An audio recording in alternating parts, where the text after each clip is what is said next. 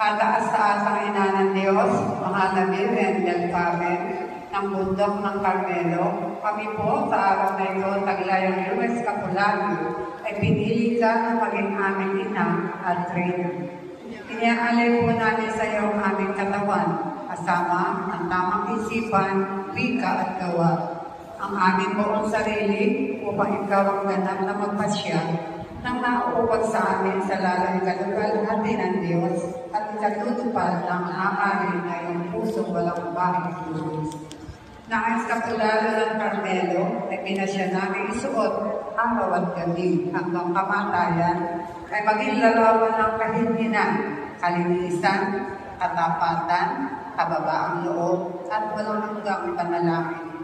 At sa pagsapit po ng huling oras ng aming buhay ay